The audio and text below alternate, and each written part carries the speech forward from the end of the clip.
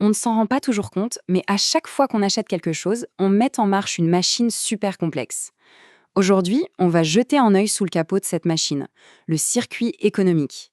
On va décortiquer comment l'argent circule et comment, au fond, tout est collecté. Alors, partons d'un truc tout simple, un geste qu'on fait presque sans y penser. Acheter un nouveau téléphone. Qu'est-ce que cet achat tout bête déclenche vraiment dans la grande mécanique de l'économie? Eh bien, ce petit geste, c'est en fait le point de départ de tout un voyage économique. C'est le premier domino qui a en fait tombé beaucoup d'autres. Ok, pour bien comprendre ce circuit, la première chose à faire, c'est de savoir qui sont les joueurs principaux. Alors, qui sont-ils? D'un côté, on a les ménages. En gros, c'est nous tous, hein. Notre rôle principal, c'est de consommer. Et de l'autre côté, on a les entreprises qui, elles, produisent ce qu'on va consommer. Les uns achètent, les autres vendent. C'est vraiment la base de tout. Bon, on a nos deux joueurs. Maintenant, la question, c'est où est-ce qu'ils se rencontrent pour faire leurs échanges? Eh bien, cet endroit, on l'appelle le marché des biens et services. Pour se faire une idée, il suffit de penser à un magasin comme Krefel qui vend un téléphone. C'est vraiment là que tout se passe. L'envie d'acheter d'un côté et le produit disponible de l'autre. L'offre rencontre la demande. Et ce qui est super intéressant, c'est que chaque transaction, en fait, c'est une sorte de rue à double sens. Il y a toujours deux flux qui se croisent et qui partent dans des directions complètement opposées. Alors, le premier, on l'appelle le flux réel. C'est tout simple, c'est le mouvement physique de l'objet. L'entreprise donne le téléphone au ménage. C'est du concret, quelque chose qu'on peut voir et toucher.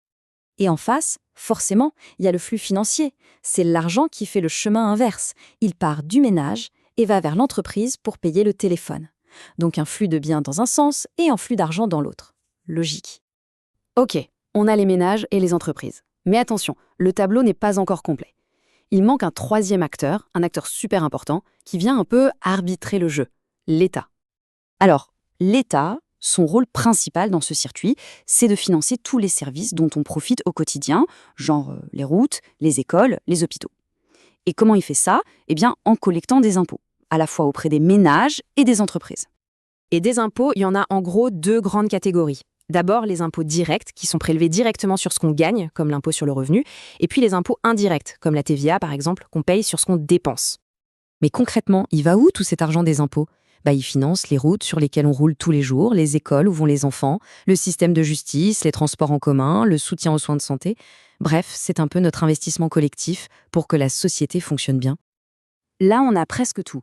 Mais il y a quand même une question qui reste en suspens. Au fond, cet argent que les ménages dépensent, d'où vient-il à l'origine? C'est la pièce manquante de notre puzzle. Et c'est là qu'un autre marché entre en jeu, le marché du travail. C'est un marché un peu spécial, parce que les rôles sont inversés. Ici, ce ne sont plus les ménages les acheteurs, mais les vendeurs. Ils offrent leur temps, leurs compétences. Et les entreprises, elles sont les acheteuses. L'échange, il est donc là, c'est la clé, la force de travail d'un côté contre un salaire de l'autre. Et cet argent, eh bien, il devient le revenu que les ménages vont pouvoir dépenser. Et voilà, la boucle est bouclée. Allez, maintenant qu'on a toutes les pièces, on prend un peu de recul et on regarde le circuit économique complet, la grande image. Et voilà, on l'a, notre cycle complet. Les ménages travaillent pour les entreprises qui leur versent un salaire. Avec ce salaire, ils achètent les biens produits par ces mêmes entreprises. Pendant ce temps, tout le monde paie des impôts à l'État, qui en retour fournit des services publics. C'est comme une sorte de danse économique sans fin entre la production, le revenu et la dépense. Ce modèle, aussi simple soit-il, c'est vraiment le moteur, le cœur battant de notre économie. Mais bien sûr, ça ouvre la porte à des questions encore plus grandes. Qu'est-ce qui se passe quand on ajoute les banques, l'épargne ou même le commerce avec d'autres pays? Tout ça, ça vient évidemment complexifier ce circuit, mais ça, c'est une autre histoire.